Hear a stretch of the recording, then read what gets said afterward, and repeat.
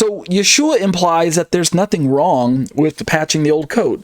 This is where we are beginning to see that the perspective that's offered by your average Christian commentary, and I keep focusing when I keep highlighting the word Christian commentary because, hey, guess what? Not too many Jewish commentaries on the New Testament out there that are written from a rabbinic perspective.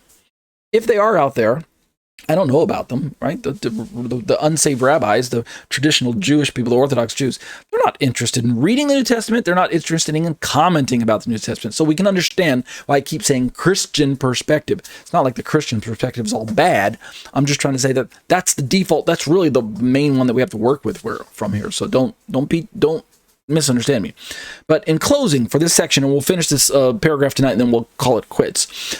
Yeshua, in this part, is not really trying to imply that Judaism needs to be replaced, or that the law of Moses needs to be replaced, or that the people of Israel need to be swapped out for the new people group. That's really the challenge that I'm trying to present.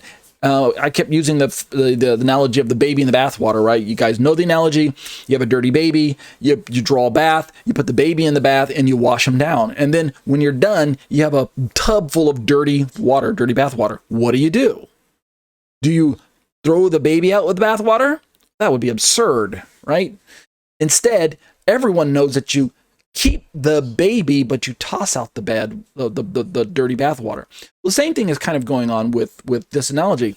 Judaism has its problems in Yeshua's day, and I'll close with this and read this final comment. Judaism certainly had its holdups, its hangups and headaches and holdups and heartaches and things like that. But was it necessary to toss that? We have to remember, where did the Jewish lifestyle originate? Where did it come from?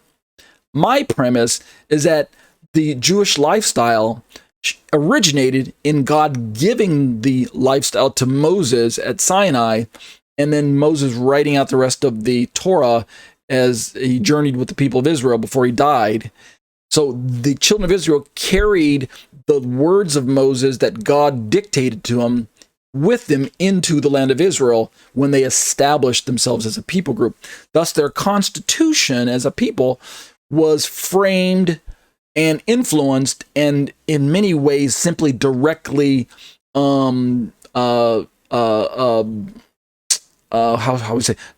ruled or described or determined by what God told them what to do and what not to do. So that's why I say the Jewish lifestyle. Yes, they brought and added their own traditions, their own opinions, their own halakha, their own rulings, their own group policies, things like that. Any group is going to do that. But by what I'm really trying to get at is that the foundational part of it was given by God. And so there's nothing wrong with it. Let me finish reading David Stern's commentary, this paragraph, so we can break this part off, and then we'll pick this up next week. David Stern says, the early Messianic Jews did adapt Messianic faith to Judaism, meaning they retained their status as Jews, their loyalty to Torah, their connection to the people group known as Israel. They simply took Jesus and realized that he's the fulfillment of what we've been waiting for. He's the fullness of it. Now we can actually do an about face and re-examine Judaism and the people of Israel in light of what Messiah has already done for us and the presence of the Holy Spirit, and we can begin to connect the dots where we previously didn't see. He says these early Messianic Jews, they actually did adapt Messianic faith to Judaism, but the later Gentile Church did not. Let me back up there for a second. The Gentile Church didn't adapt Messianic faith. Instead, David Stern says some forms of Gentile Christianity. Notice he says some. It's not his indictment isn't against all. But some forms of Gentile Christianity became paganized precisely because the Tanakh was forgotten or underemphasized, paganized. There was like I said, a power shift. A vacuum was created when one people group is thrust out of the picture, and so something has to rush in to fill that vacuum, as is typically the case when you're talking about a power shift. And so, if you lose your connection to the Tanakh and the commandments of God, you have to fill it with something else. And earlier on, a lot of Gentile Christianity filled that void with surrounding cultural elements, pagan elements in some cases, and some of that was bad, some of it was good. I'm not trying to say that all traditions are wrong, not all cultural elements are wrong or unbiblical or things like that. The point I'm trying to say is that if you rip the commandments of God out of the picture, there weren't any New Testament documents yet to call a book, right? That would come a little bit later. Then you've got suddenly a void that needs to be filled by something. And so that's what David Stern's trying to get at. He concludes this section. We'll pick this up next week. He says, Messianic Jews are once again, speaking of today's Messianic Jews, they're once again trying to bring New Testament faith back to its Jewish roots.